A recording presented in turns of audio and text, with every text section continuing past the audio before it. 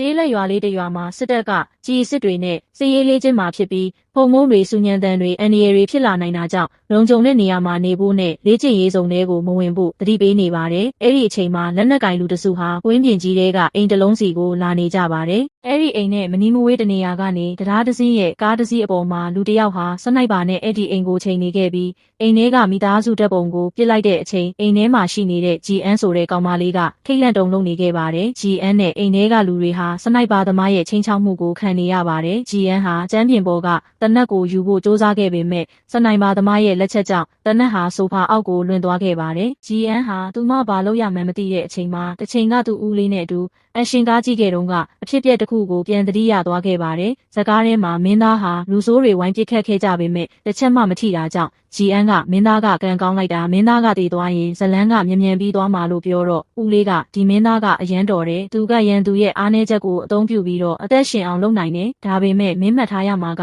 ဘလို့ပဲဖြစ်ပါစေလူတိုင်းကအားနည်းချက်ဆိုတာအမြဲရှိတယ်လို့ပြန်ပြောလိုက်ပါတယ်GN ကသူမဦးလေးပြောခဲ့တာကိုတတိယပြီးမှန်ကွဲစကိုတမျက်စီးနဲ့ချီပြီးစနိုက်ပါသမားဟာဘယ်မှာရှိလဲဆိုတာသိရဖို့အတွက်သူမစ조사ခဲ့ပါတယ်။အဲဒီနောက်စနိုက်ပါသမားဟာ GN ထောင်ထားတဲ့မှန်ကိုပစ်ချလိုက်ပြီး GN ကိုအမဲလိုက်နေခဲ့ပါတယ်။ GN ဟာနောက်တစ်ခေါက်မှန်ကိုအပေါ်ဘက်နည်းနည်းမြင့်လိုက်တယ်။စနိုက်ပါသမားလည်းဇက်တိုက်ပစ်နေခဲ့ပြီးအပေါ်ဘက်မျက်နှာကျက်ပေါ်ရောက်သွားတဲ့အခါကြည်စံကလွဲသွားခဲ့ပါတယ်။အဲဒီနောက် GN ဟာစနိုက်ပါသမားရဲ့အားနည်းချက်ကိုသိသွားခဲ့ပါတယ်။ GN ကရေခဲတစ်တာအပေါ်ကိုမြန်မြန်တက်လိုက်ပြီးဆိုဖာပေါ်ကိုခုန်ချဖို့စ조사ခဲ့ပါတယ်။စနိုက်ပါသမားဟာထပ်ပစ်ဖို့အဆင်မပြေတော့တာကြောင့်ကားသမားကိုနည်းနည်းရွေးခိုင်းလိုက်ပါတယ်ပြီးတော့ GN ဟာဆိုဖာပေါ်ကိုအန်ဒီရဲ့ကင်းကင်းနဲ့ခုန်ချနိုင်လိုက်ပေမဲ့ဆိုဖာအောက်ကတနက်ကိုယူဖို့ခက်ခဲနေတာမို့ဆိုဖာကိုလန်လဲလိုက်တဲ့အခါသူမဦးလေးဝတ်ထားတဲ့အဝေးပစ်စနိုက်ပါတစ်လက်ကိုအံ့ဩစွာတွေးလိုက်ပြီးနောက်သူမကိုချိန်နေတဲ့စနိုက်ပါသမားကိုပြန်ချိန်ပြီးဦးစွာပြန်ပစ်လိုက်ပါတော့တယ်